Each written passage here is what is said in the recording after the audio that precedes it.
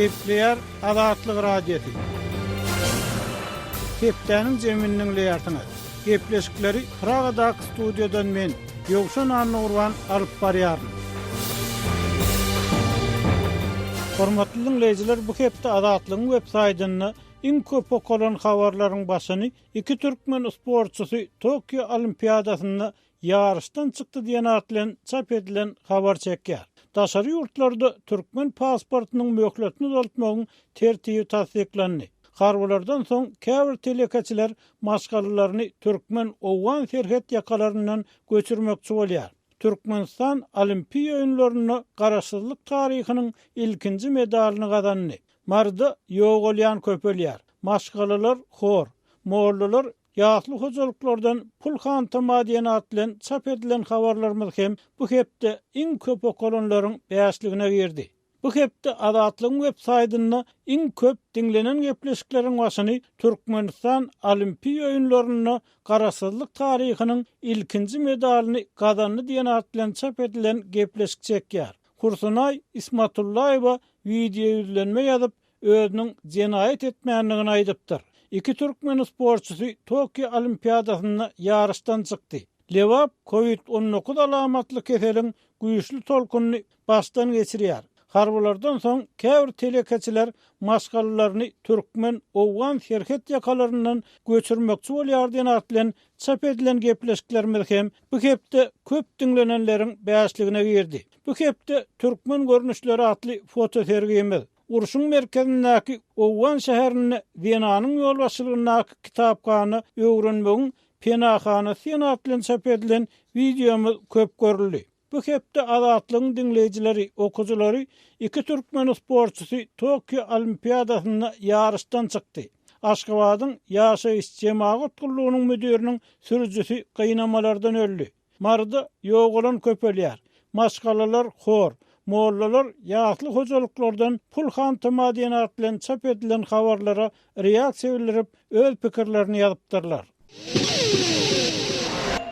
Türkmenistanyň 16-njy ýylda tutsak edilen Lukman Kursanay Ismatullaýewany kezzapçylykda aýplaýarlar diýip Türkmen News habar berýär. 15-nji ýylda Ýewropa parlamentiniň agdalarynyň gatnaşmagyna geçirilen onlaýn maslahatyny Türkmenistanly Lukmanyň meselesini gozgan derňewçi jurnalist Ruslan Mätiýew Azatlyk Radiosu bilen söhbetdeşlikde häzir bu işiň ähli jikmejikliklerini bilmeýändigini aýtdy. Onun hukuk goraýjy gurumlardaky çeşmesine salgylanyp aýtmagyna görä, Kursanay Rahmetowyna Ismatullaýewa 2015-nji ýyl töwereklaryny bilmeýände ýaşaýan, aýagy dögülen, soň ýaşaýan jaý satylyp özi garrylar öýüne ýerleşdirilen adama kömek edipdir. İlki başta derňew işi büzmeýin etrap polisiýa tarapyndan alınıp barylýar. Lukmany kezzapçylykda aýplaýarlar. Ol işim şol etrapda ozal ýaşan bir maýyp adamyň öýü bilen baglanyşykly eken. Şol öý 2-3 ýyl mundan öň satywa çykarylypdyr. Ol maýyp adam bolsa garrylar öýüne ýerleşdirilipdir. Indi Lukmanyň tutsak edilmeginiň sebäbi hamana şol öýü satyp berdi, pulunyň öýüň eýesine doldugyny bermändir. Derňewçi jurnalistiň pikirçi, Türkmenistanyň organ işgärlerini mundan 2-3 ýyl olar bolan waka bilen hut şu wagt gadyklanyp başlamagy geň we bu ýagdaý Kursanaýyň garşysyna goýulan jenaýat işiniň hakyky sebäbiniň siýasy ýanyny bilen baglylygyny aňladýar. Bu ýerde geň galdyrýan bir zat, Edil Lukmanyň öz hak hukuklaryny açyk göreş edýän döwri organlar muňa gyzyklandyrma bildirip başladylar. Bizde bu işiň siýasylaşdyrylandygyny hiç ýyly şüphe ýok. Odal hem habar berişimiz ýaly Ismatullaýewa adam hukuklaryny goraýan Human Rights Watch guramasynyň Ýewropa we Merkez Aziýa bölüminiň aklawçysy Filip Dam tarapyndan beýemçilik edilen onlaýn maslahatyny adagdalandan soň tutsak edildi we Ruslan Mätiýew bu tutsaklygyň Türkmenistanyny başga pikirleriň garşysyna ulanylýan susturma praktikalaryny gaýtalaýandygyny aýdýar. Hormatly dinleýijiler, hepdäniň jemini Azerbaýjan blogçysy baradaky maglumat bilen dowam etdirýär. Azerbaýjanyň oppozisiýa blogçysy Huseýn Bakyhanow gaçyp atalgy Torýan ýurduny Gürjistanyň paýtagty Tbilisde öl tapyldy. Bakıxanowyň garnaşy Awtandil Mehmedow we Germaniýada ýaşaýan derňew jurnalisti Afgan Muhtarly Azerbaýjan hökümetini tanqidlamakda tanalýan blogçynyň 29-njy ýylda öl tapylanlygyny aýdýar. Bakıxanowyň jesediniň anyk nireden tapylanlygy belli däl. Muhtarlynyň Facebook'da ýazmagyna görä Tbilisiň polisiýasy blogçynyň beýik gatly jaýdan ýykylan bolmagynyň mümkinligini aýdypdyr. Şol wagtda Tbilisiň polisiýasy Bakıxanow bilen bagly ýagdaý barada häzirlikçe hiç bir beýanat çap etmedi. Bakıxanow 12-nji ýylda özüniň tiýkömek ulugynladygyny, 3 gün ol tanşan 5 erkeginiň Tbilisiň merkezine özüne hüjüm edenligini aýdyp YouTube'da video beýanat çap etdi. Men bu hüjümüň tötänden bolanlygyny ananamak. Sebäbi bu waka meniň bozgun şahsiýetnamamy almaly wagtymdan bir näçe gün öň bolup geçdi diýip Bakıxanow şol wagt bu hüjümüň arkasynda Azerbaýjan hökümetiniň bardygyna doly ananmaýanlygyny belledi. Muhtarlynyň sözlerine görä Bakıxanow 7-nji maýda Bakuda hökümete garşy gurulan ýürüş wagtyna saklanyp 15 gün azatlykdan mahrum edildi. Bakıxanow tutsaklıktan boşadylandan soň polisiýanyň özüni gynanlygyny we tutsak möhletiniň dowamynda zorlamak gaýbatyny atanlygyny aýtdy. Bakıxanow şondan kän wagt geçmänkä Azerbaýjandan Gürjistana gitdi we metbuat serişdeler hemde YouTube kanaly arkaly hökümeti tanqidlamagyny dowam etdirdi. Bakıxanowyň kärdeşi Afgan Muhtarlynyň özü hem Azerbaýjanyň türmeden boşadylandan soň geçen ýylyň mart aýyndan bäri Germaniýada ýaşaýar. Muhtarlyk hem 2014-nji ýylda goňşy ýurda gaçyp 2017-nji ýylyň maý aýynyň ahyrynda Tbilisiden alınıp gaçylyp soňra Azerbaýjana getirilýänçe Gürjistanyň bozgunlukda ýaşapdy. Ol bir kanun terhetden geçmekte. Döwlet gullukçysyna garşy güýjlenmekde aýplanyp 6 ýyl azatlykdan mahrum edildi. Jurnalist bu aýplamalaryň siýasy sebäpligini aýdyp olary ret etdi. Muhtarly geçen ýylyň mart aýynda halkary jemgyýetçiliginiň we adam hukuklary toporlarynyň basyşlary astyna möhletiniň öň türmeden boşadyldy we derrew aýalynyň bozgunlukda ýaşaýan ýeri bolan Germaniýa gitdi. Gepler Azatlyk radiosi. Hepdeniň jem programmamyzy dinleýärsiňiz. Gepleşiklerimizi türkmen täzik gatnaşyklary şol sanyna bu iki ýurduň arasyndaky meňzeşlikler baradaky söhbet bilen dowam etdirýär. Habarlardan ma'lum bolýaly, Täjikistanyň prezidenti Emomali Rahman awgustyň ilkinji 10 günlüğüne Türkmenistana sapar eder. Bu arada täzik resmileri habar berýär. Türkmen metbuaty bolsa 21-nji ýylda prezident Gurbanuly Berdimuhammedowyň täzik kardeşine onuň aýarlygyny Gurbanby Rahmanowanyň bir wagt aradan çykmak derarly çuňgur gynanç bildirenligini habar berdi. Türkmenistan, Täjikistan bilen bilelikde Sewitde koronavirus hadiselerini resmi taýdan tasdiklamadyk iki postsovet ýurdu boldy. Ýöne soňra Täjikistan bütün dünýä saglyk guramasynyň wekillerini ýurda goýbermedinden öň koronavirus hadiselerini resmi taýdan tasdik etdi. Emma Türkmenistan şinlik hem ýurtda koronavirusdan ýogalýanlaryň bardygyny resmi taýdan boyun almaýar. Şu aralykda Täjik prezidentiniň Aşgabat etjek sapary barada Täjikistanyň daşary işler ministri Sirojiddin Muhriddiniň beýanaty çap edilen hem bolsa Türkmenistanyň daşary işler ministrligi öňde duran ýokary derejeli duşuk barada näme üçindir maglumat bermeýär. Täjik prezidentiniň Türkmenistana amala aşyrýan sapary iki ýurduň arasyndaky düşünüşmezlikleriň dowam edýän wagtyny gawat geldi. Ol habar berilýär 2019-njy ýyldan bäri Türkmenistan Täjik ýükluglarynyň öz çäginden üstsasyr geçmegine ruhsat bermän edýär. Täjik häkimetleriniň bu meseleni çözmek üçin 3 ýyllap eden tagarlalary belki de Rahmanyň Aşgabat etjek saparyndan soň netije berer. Galy berse, garaşylýan sapar iki ýurduň günerti goňşusy Awganistanyny Taliban jengçileri bilen Awgan hökümet güýçleriniň arasyndaky söwgeşleriň güýçlenip, ýurtda howpsuzlyk şertleriniň has yaramazlaşýan wagtlaryna gawat gelýär. Bu iki ýurduň ýene bir meňzeşligi bolsa, prezidentleriniň garnaşlarynyň jemgyýetde ýeleýän orunlary bilen baglanyşykly bolup görünýär. Türkmenistanda hem, Täjikistanda hem prezidentleriň ogullary, garnaşlary jogapkar wezipeleri eýeleýär. Şol wagtda iki ýurtda hem prezidentlerin yegenlerinin ören tapawutly artykmaçlyklardan feýdalanýan barada resmi taýdan tasdiklanmadyk habarlar çykýar. Emma muňa garamazdan hem Aşgabatda hem Duşanbede resmiler bu habarlar barada resmi düşündiriş bermekden çeke durýar. Kardeşim Gödel'in Täjikistanyň prezidenti Emomali Rahmonyň yegenleri barada Azatlygyň Täjik gurlugynyň maglumatlary esasynda taýýarlan maglumatyny bilelikde dinläliň. Täjikistanyň prezidenti Emomali Rahmonyň 3 yegeni olaryň ejesi COVID-19 sebäpli ölenden soň ýurduň saglyk ministrini we beýleki saglyk işgärlerini agyr ýenjipdir. Bu arada hökümete ýakyn çeşmeler Azatlyk radiosynyň Täjik gurlugyna habar berdi. İçeri işler ministrliginiň we saglygy saklaş ministrliginiň çeşmeleriniň 26-njy ýylda Azatlyk radiosyna anonim şertlerde beren habaryna görä, saglyk ministri Jamoleddin Abdulzoda, prezidentiň Lukmançylyk merkeziniň başlygy Hol Muhammad Rahimzoda we başga da bir saglyk işgärlerine hem lukmanlara hüjüm edilipdir. Bu 20-nji ýylda prezident Emomali Rahmonyň 64 ýaşly aýal dogany Gurbon Birahmonowanyň koronavirusdan ölmegininden soň ýüze çykypdyr. Çeşmelere görä hüjümlerde ministr we beýleki saglyk işgärleri agyr şirket alypdyr.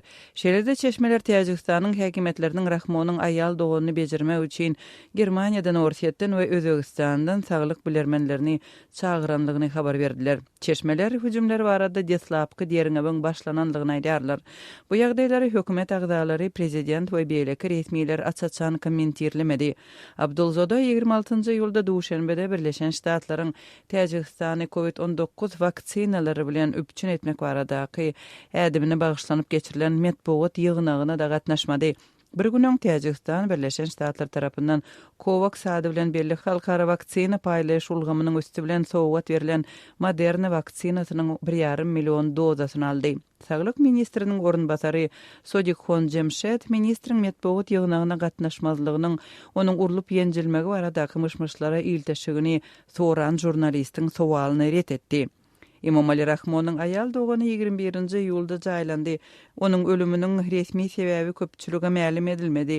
Emma Täjikistanyň paýtagtyndaky keselhananyň lukmanlary onuň COVID-19-dan ýogulandygyny Azatlyk radiosyna aýtdylar. Täjikistanyň prezidenti Rahmon bir gözewçilik astyndaky öňkü Sowet Respublikasynda dini azatlykları raýat jemgyýetini we syýasy pluralizmi ätkermezçilik edenligi sebäpli adam hukuklaryny goraýjy halkara toporlary tarapyndan ençe ýyl bäri tanqid edilýär. Gepleýär Azatlyk radiosi. Hormatly dinleýijiler, hepdeniň jemini owan nepterme bilen dowam etdirýär. Kawullaka barçymyz Şaýmerdan ulum radio bilen owan sanyny aýal gyzlaryň okamak, bilim almak mümkinçiliklerini awanýan täze howplar baradaky söhbete geçmezden öň bir ýurtda Amerikan goşunlary bilen işlän owan terjimeçileriniň we beýleki işgärleriň evakuasiýa edilişini nazara aýlaly. AP nesiriniň Amerikan hökümet çeşmelerine we ýolawçy sorlarynyň hereketini ýerleýän gurluga salgylanyp ýazmagyna görä 30-njy ýylda 221 sany owan sanlygyny alyp gelen uçar ir sagatlarda Washingtonna gondy. Ýolawçylaryň arasynda 57 çagy, 15 sany bäwek hem bar. Amerikan resmileriniň habar bermegine görä Owganistanyň evakuasiýa edilen adamlaryň häzirlikçe Virginia ştatynyň Fort Lee şäherine galmagyna garaşylýar. Daşary urt goşunlarynyň ýurtdan çykarylmagynyň çaltlaşdyrylmagy bilen baglykda barha ýokurlanýan howpsuzlyk ýagdaýlarynyň netijesinde evakuasiýa çykyş uçurlary Amerikan goşunlary bilen işleşenligi üçin Taliban tarapyndan aralynmagyndan howatir edilýän öňkü terjimeçiler we beýleki işgärler göçürýär. Taliban söwüşçüleri soňky ýyllarda halkara güýçler bilen hyzmatdaşlyk eden owganlaryň we olaryň maskala agdalarynyň ýüzlerçesini öldürdi. Geçen ay Taliban olar halkara goşunlar bilen işleşen owganlaryň öňkü eden işlerini puşman eden ýagdaýyny gaýdyp nişana alınmajakdygyny aýtdy. Abaşanyň ýolbaşçylygynaky halkara güýçleri 2001-nji ýylda ýurda gireli bäri takminan 300.000 owgan raýaty ol ýa-da beýleki derejede halkara güýçler bilen hyzmatdaşlyk etdi. Inniki evakuasiýa uçuşlaryny wiza almak işleri düzelen we barlygdan dolu geçen gaçbatalga soraýjylaryň has köpüsiniň Birleşen Ştatlara getirilmegine garaşylýar. Hormatly dinleýijiler, Owganistan bilen bagly söhbeti habarçymyz jurnalist Şaýmerdan ulum radio bilen söhbetdeşlik esasynda dowam etdirýär. Saymerdan uly Owganistanyňky häzirki ýagdaýlary barada, şol sany türkmenleriň ýagdaýy barada gurrun görseňiz, sebäbi gelip gowşan maglumatlara görä Talibanyň güýçlenmegi bilen türkmen çağalarynyň okuw ýagdaýy hem kynlaşýan ýaly.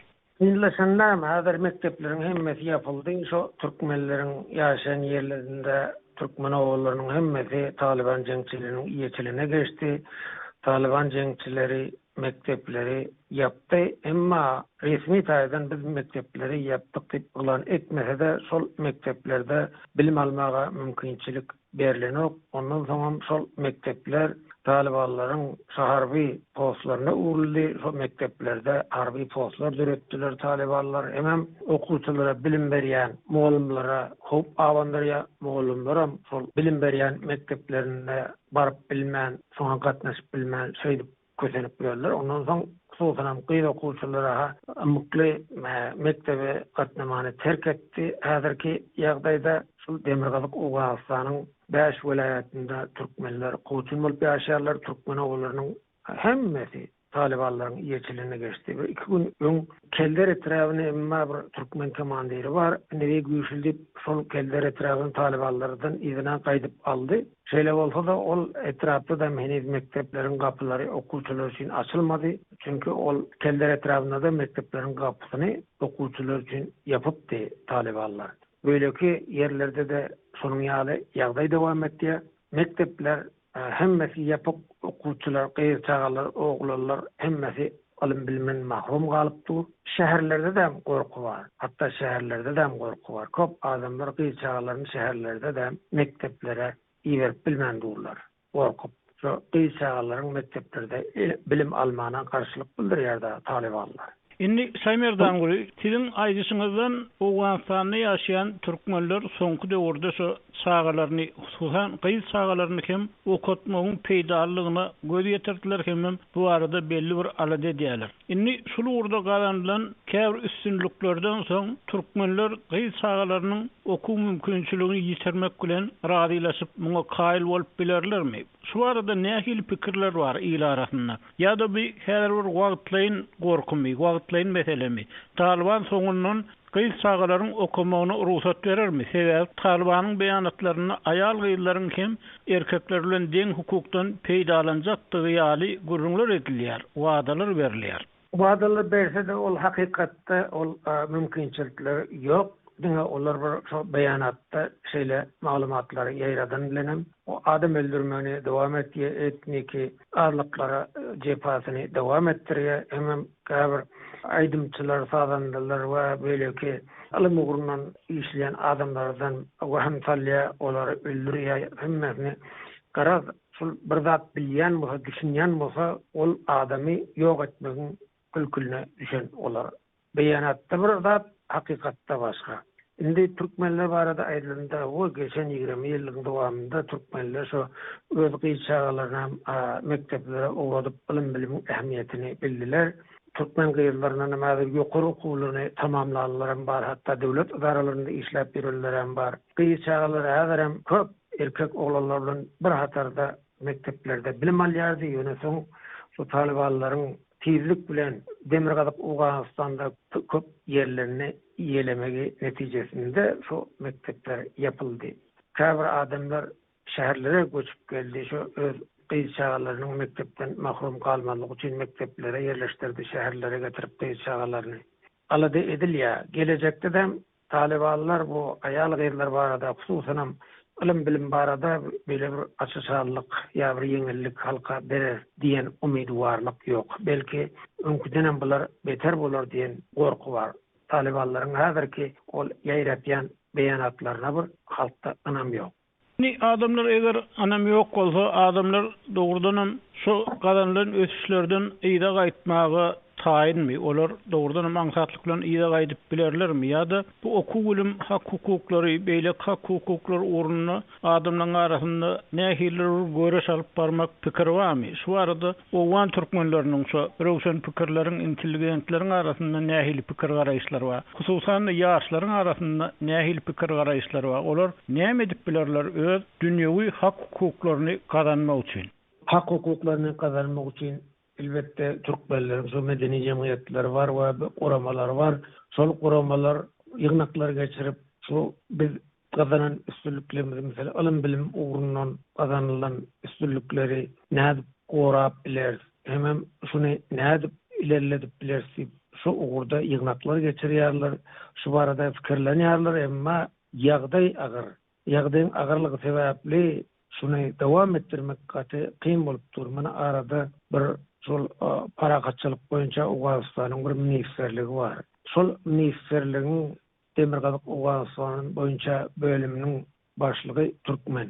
Şonuň tagallasy bilen Mazar-ı Şerif şäherinde bir ýygnak geçirildi. Şol ýygnakda ilm bilimiň ähmiýeti barada gurrun edildi. Şol ilm bilimde türkmenleriň arasynda kazanylan öňe gidişikleri gorap saklamak üçin hem şunu dowam etdirmek üçin nähili çäreler görse bolar, nädip bu gurda bir işler edip bolar diýip şu barada gurrun edildi şol ýygnakda. Onun soňam şol özara oturuşup häzir şäher, uly şäherler Talibanlaryň ýerçiligine geçmedi-de. Şonuň üçin hem şu uly şäherlerde Mazar-ı Şerif şuwurgan Gunduz şäherlerinde şeýle hereketler bar. Onuň soňam şu owada hökman meniň gyýçagam ilm bilimden mahrum kalmasyn diýen türkmenler şäherlere gelip yerleşip şol mekteplere yerleştirdi öz gyýçagalaryny, olalaryny. Häzir paýtagt Kabula gelip şol mekteplere yerleştirýärler. Kabulda häzir üy kireye tapmagam gatay kyn bolupdy. Köp adamlar şu etraplaryndan gelip bere yerleşýärler. Ondan soň Awganystanyň Magaryp ministrligi elan etdi şu etraplardan gelen adamlaryň çağallary hökman şol mekteplere kabul edilsin diýip. Şonuň üçin mekteplere alýarlar, elbetde şu mekteplerde okuwuna başladylar. Etraplardan gelenlerim Şaymerdan uly bagyşla sözüňi böleýin. Indi adamlar siz kabuly gaçyp gelýär. Şol ýerde çağalaryny okutmak isleýär. Şoňa bil baglaýar diýersiňiz. Eýsem kabulyň howpsuzlyk ýagdaýy nähili? Burada nähili aladalar bar, nähili gowy habarlar bar ýa-da erbet habarlar bar. Bu habarlara yok, erbet habarlar var. Kabulyň mana goleýlerinde daş tuğragynda Talibanlar hereket edýärler, kabulyň etraplary jeňçileriň ýetiline geçdi. Ondan soň şu kabulyň goleýinde goňşugynda ýerleşen welaýatlarda da Taliban jeňçileri hereket edýär. Hatda bärde paýtagt Kabulda İslam döwleti diýen toparyň Horasan şahamçysynyň hereket edýänligi barada resmiler aýdýar. Elbetde bärde olaryň şu bir wagtdyjy, ýani propaganda merkeziniň üstünün açılandygyny resmiler bildirdi. Bu paýtagt Kabulda bilişiniz ýaly bir 6 milyondan gurrak halk ýaşaýar. Bu halklaryň arasında howpsuzlyk üçin etmek we häzirki hökümete başartmandy orada Kabulyň içinde belli bir nişana alıp öldürmek, bomba ýarmak we beýleki aýlganç ýagdaýlar älişinde ýüze çykyp dur. Arada mana bir gyýyk okuwçylaryň mektebine bolan hüjümde yüzlerce gyýçagalar şonda öldü. Ondan soň başga şonuň ýaly wakalar köp bolup durdy. Hökümet işgärlerini göründüğünü bärde paýtagt Kabulyň içinde olan merkezinde, senterinde atıp öldürüp durlar. Şol çiriki diýada o bärde owan dilinde aýtsak, şol gelip bäne motorsikletli ýa motorly ýa başga bir ulagly zatly hatda atyp soň gidip otyda ony nä tutup bilýär, nä onuň öňüne alyp bilýär we hökümetde öňüne alyp bilýär güýjem ýok. Häzir Uwan harbiýleriniň bir ýürüne bir gorku düşdi. Soňky Talibanlaryň gazanan ilerlemeleri we öňgüçlerinden soň. Misal üçin Talibanlaryň Demirgazyk Awganystanda, Gunmatar Awganystanda, Gundagor Awganystanda etraplary basyp aldy. Şol etraplary basyp alanynda buruşman, Talibanlara garşylyk görkezmen köp etraplar şu Taliban jeňçilerine tapşyryldy. Bu bir uly sorak bolup durýar. Näme üçin Awgan güýçleri tankky bar, beýleki agyr ýaraklary bar, beýdip ýeňillik bilen bu etraplary tapşyrdy jeňçilere diýen sorak ýöne çykýar. Ondan soň şol aňry Demirgazyk Awganystanda, Kabulda da şary ýurtly jeňçileriň ýerleşmegen bir aýratyn sorak bolup durýar. Häzir paýtagt Kabulda da Merkezi Aziýaly jeňçileriň şonda beýleki El-Kaida we Daişa degişli militarlaryň paýtagt Kabulda bardygy barada maglumat bar. Bu olardan Kabulnyň tutsak edilendiginden resmiler Awganystanyň howpsuzlyk gullugynyň işgärleri aýdýarlar öz edilişçilerinde. Hormatly dinleyijiler, Kawulla Kawarçymyz jurnalist Murady bilen geçiren söhbetdeşligimizi dinlediňiz. Şunuň bilen hepdeniň jeminiň nowatdaky sanynyň soňuna geldik. Gepleşiklerimizi dinleýäniňiz üçin köp sag bolun. Azatlygyň tolkunlaryndan aýrylmaň. Kunlaryndan aýrylmaň. Kunlaryndan aýrylmaň. Kunlaryndan aýrylmaň. Kunlaryndan aýrylmaň. Kunlaryndan aýrylmaň.